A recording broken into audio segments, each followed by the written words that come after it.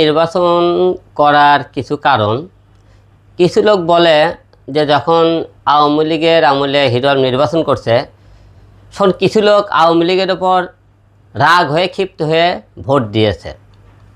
তো আমার কথা যে আমি আবারও নির্বাচনে আসে আরেকটা জিনিস প্রমাণ করতে চাই, হিরো আলমক যে সারা বাংলাদেশের কি আমার এলাকায় যেখানেই ভোটে দাঁড়ায়, ঢাকায় করি, বগুড়া করি, যেখানেই আমি তো 2000 ভোটও পাই, তাহলে গর্ব করে বলতে পারবো না এই 2000 লোক হলেও আমাকে ভোট দিয়েছে। আওয়ামী লীগের আমলে নয় রাগ করে আমার উপর ভোট দিয়েছিল, তো এখন তো রাগ নাই, তো রাগ করে আমাকে কেন ভোট দেবে? 1 নম্বর এটা। 2 নম্বর, সুষ্ঠু বলে নির্বাচন হবে। সুষ্ঠু নির্বাচনটাও ডেকে আসে, কেমন সুষ্ঠু নির্বাচন হয়? তো অনেক টাইমে অনেক আলাদা নির্বাচনের অনেক দল যখন আওয়ামী লীগের আমি নির্বাচন করে তখন আমাকে অনেক বড় বড় কথা বলেছিল। তো এবার আমি নির্বাচনে আসার পরে তারা কি আমাকে সাপোর্ট দেয়, না তারা আমাকে মারধর করে, না তারা আমার ওই কেন্দ্র থেকে ভোট ছিনে নেয়, এটাও একটা দেখার বিষয় আছে।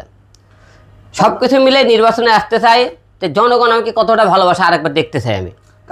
এখন নির্বাচনে তো প্রতিটা বাড়ি মারামারি হয়, আপনারা জানেন, গণ্ডগোল লেগেই থাকে। সেই হিসেবে আমরা বলতে চাই যে নির্বাচনে দাঁড়ানোর পরে আমরা পরিবেশটা বুঝতে পারবো তারা কেউ মারধর করে কি না, না ভোটের সুষ্ঠু যদি নির্বাচন দেশে হয় তাহলে মারধর কেন করবে? আওয়ামী লীগের আমলে আরাফাতটা কিন্তু যখন ঢাকা 17 আসন নির্বাচন করি, অনেক কিন্তু সবাই বলেছিল স্ট্রং পার্টি, সেখানে হিরো আলম নির্বাচন করবি তাকে মনে করেন জীবিত আসতে পারবেন, তার কেন্দ্রে ঢুকতে পারবে না, এলাকায় ঢুকতে পারবে না। আমি অনেক বাধার মুখে সম্মুখীন হয়েছিলাম, কিন্তু বাধা পেয়ে করে নির্বাচন দাঁড়াইছিলাম। প্রার্থীটাও বাতিল করছিল, ফিরেও নিয়ে এসেছি, নির্বাচন করেছি। নির্বাচনের জন্য মারধর করেছে, কিন্তু আমি তো পিছু পা হয়নি। তাহলে বড় মনে করেন তার থেকেও স্ট্রং কোনো পার্টি থাকে, ধরুন আপনি একজন ক্যান্ডিডেট হন, নির্বাচন করতে চান, জনগণের জন্য কিছু করতে চান, তাহলে আপনি নিজের দল দুর্বল হন, তাহলে জনগণের সেবা কী হারে করবেন? সেবা করা যাবে না।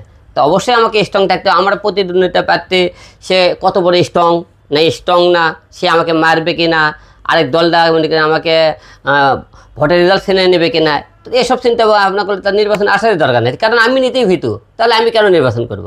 আসলে নির্বাচন তো একজনে হয় না, একটা জায়গায় মাঠে খেলতে হয়ে গেলে অনেক কটা মনে করেন দর্শক থাকে, অনেক কটা খেলোয়াড় থাকে, রেফারি থাকে, সব কিছু মিলে তো আপনি মাঠে না আনলে বুঝতে পারবেন না যে কার জনপ্রিয়তা কত দূর, কে মনে করে পাস করতে পারে, কে পারে না। পাস করার হিসাব পড়ে, কিন্তু আমি যে ভোটে দাঁড়ামো, আমাদের ওই জায়গাতে আমাকে 1000 লোক ভোট দিয়েছে, এটার জন্য আমার জন্য অনেক কিছু। তো হিরো আলমক 1000 লোক হলো ভোট দিয়েছে। আসলে প্রতিবার নির্বাচনে আপনারা জানেন অনেক জায়গার থেকে অনেক লোক আমাকে সহযোগিতা করেছে, পোস্টার, ব্যানার, অনেকে হয়তো মনে করেন খাওয়ার খরচ দিয়েছে, খাবার খরচ অনেকে দিয়েছে। সব কিছু মিলেই আমরা নির্বাচনে মনে করেন যদি আপনি টাকা দিয়ে এখন ভোট না কেনেন, কেন্দ্র দখল না করেন, তাহলে তো বেশি টাকা লাগার কথা না আপনার।